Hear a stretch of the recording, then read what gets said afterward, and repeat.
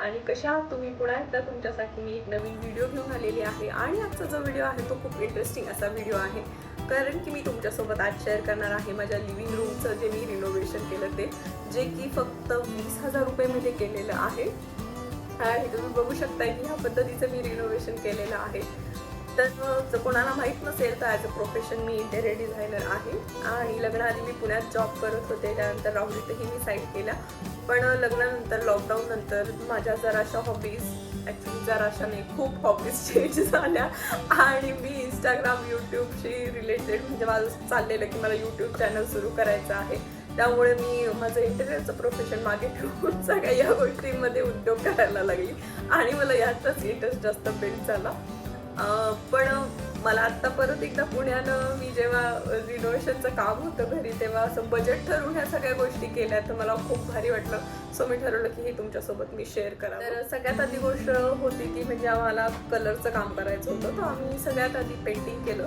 तर आम्ही lustre paint म्हणजे सगळ्यांचं घराच्यांचं मत धरून आमचा सगळ्यांचा एक विचार ठरला की आम्हाला व्हाईट कलर द्यायचा आहे. सो त्यामुळे आम्ही व्हाईट कलरकडे गेलो आणि त्यासाठी नेरोलॅकचा व्हाईट कलरचा पेंट आम्ही सिलेक्ट केला. तर त्यामध्ये मी स्टेनर ॲड केलं, जे एशियन पेंटचं मॉर्निंग ग्लोरी म्हणून आहे ते ॲड केलं. त्याच्यानं की एकदमच प्रायमरसारखा व्हाईट कलर नको वाटावं, त्यामुळे त्याच्यात थोडं स्टेनर ॲड करून जो व्हाईट असा फ्रेश कलर आहे तो आम्ही सगळ्यांच्या मतानं ठरवलं आणि त्याचं बजेट आम्हाला 8,000 रुपये असं पडलं.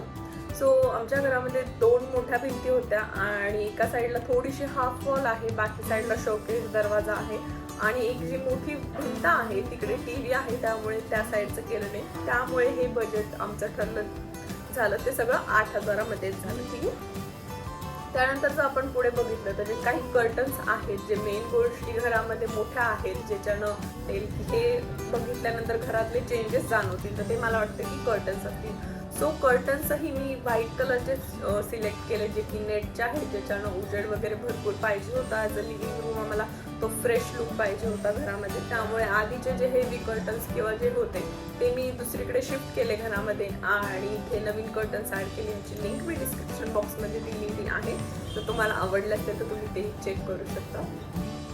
त्यानंतर जो सोफ्याचं म्हणाल तर हा सोफा ॲक्च्युली 1 वर्षाखाली आम्ही रिनोव्हेट केलेला आहे आणि तेव्हा साधारण 30,000 रुपये असा आम्हाला रिनोव्हेट करून हा सोफा पडला. आमचा जुना सोफा 3 सीटर आणि 2 चेअर असा होता, तर मी 3 सीटर हा सोफा तसाच ठेवला. त्याला कनेक्ट करून एक मोठं सिटिंग जस्ट बेंच सारखं असतं ते करून घेतलं. त्यासोबत 2 पुफीज करून घेतलेल्या आणि ज्या 2 चेअर्स होत्या त्याचं हँडल काढलं आणि 2 सीटर सोफा केला आणि साईडला एक मी स्क्वेअर सोफा बनवून घेतलेला. असं म्हणजे छोटा सोफाचं मी मोठा सोफा बनवून घेतलेला 1 वर्षाखाली आणि ब्राऊन कलरचा होता तर त्याचा मी ब्लू कलर केला.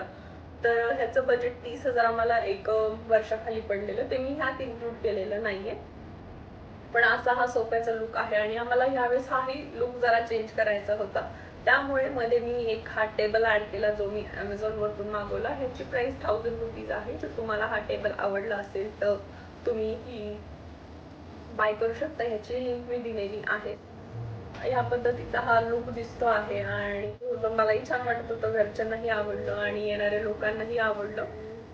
पुढे जे आहे मेन गोष्ट जी आता हे सगळं व्हाईट झालं होतं आणि कलर व्हाईट आहे, कर्टन्स व्हाईट आहे. त्यानंतर पुढे सोफा आहे असा ब्लू कलरचा, पण त्याच्यानं अशा गोष्टी उठून दिसत नव्हत्या. त्यामुळे कुशन कव्हर जे आहेत ते मी ठरवलेले खूप कलरफुल असे घ्यायचे आहेत. त्यामुळे मी हे सगळे कुशन कव्हर्स जे आहेत ते Amazonवरून घेतलेले आहेत. त्याची लिंक खाली दिलेली आहे. सगळे हे असे कलरफुल कुशन्स आहेत जे मी ॲड केले, ज्याच्यानं व्हाईट पडदे, व्हाईट सगळ्या ज्या गोष्टी आहेत त्या बेसला राहिल्या आणि हे असे छोटे छोटे गोष्टी आहेत त्या पॉप होत आहेत मस्तपैकी.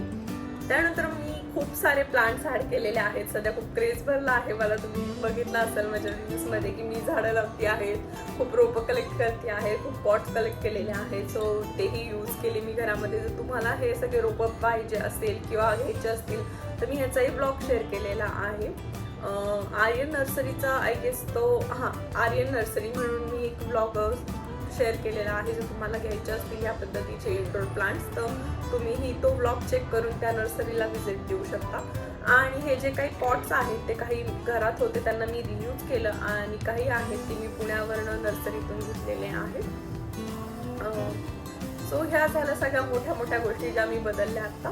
आणि त्यानंतर जे आहे कार्पेट्स वगैरे जे आहे ते फक्त मी इकडचे तिकडे शिफ्ट केले, काही ॲड केल्या गोष्टी. आणि मेन मोठी गोष्ट जी मी काय म्हणतात रिडिझाईन केली, ॲक्च्युली जो आमचा सेंटर टेबल होता हॉलमधला तो जुना आहे, 20 वर्षाखालीचा आहे तो. तर त्यालाच मी थोडं पॉलिश करून आणलं आणि त्याच्यामध्ये एम्प्टी असं फ्रेम होती जस्ट. सो त्या फ्रेमला मी खाली प्लाय लावून आणला आणि त्याच्यामध्ये थोडेसे घरी असणारे मार्बल्स म्हणा, पेबल्स म्हणा, ज्या गोष्टी मला मिळाल्या घरी आणि असं वाटतं की त्याच्यात छान दिसेल. सो घरी ज्या गोष्टी असतील मी त्या सगळ्या त्याच्यात रियूज करून टाकल्या. थोडेफार शिंपले होते ते ॲड केले प्रत्येक बॉक्समध्ये. आणि मला प्लाय बसून वगैरे सगळं, त्याच्यावरची काच जी होती ती आधी ब्लॅक कलरची काच होती, सो मी ती रिप्लेस केली. ब्लॅक कलरनी मला वाटत होतं की स्पेस छोटी वाटते, त्यामुळे ही ट्रान्सपरंट ग्लास आहे ती मी 1200 रुपयामध्ये विथ फिनिशिंग करून आणली आणि ती ह्या टेबलवरती बसवली. त्यामुळे एक सेंटर टेबल ही नवीन झाला, ज्याच्यानं छान गेटअप आला हॉलला आणि मला पर्सनली खूप आवडला तो. जे काही बनलं ते आउटपुट, त्याचं एंड प्रोडक्ट मला आवडलं.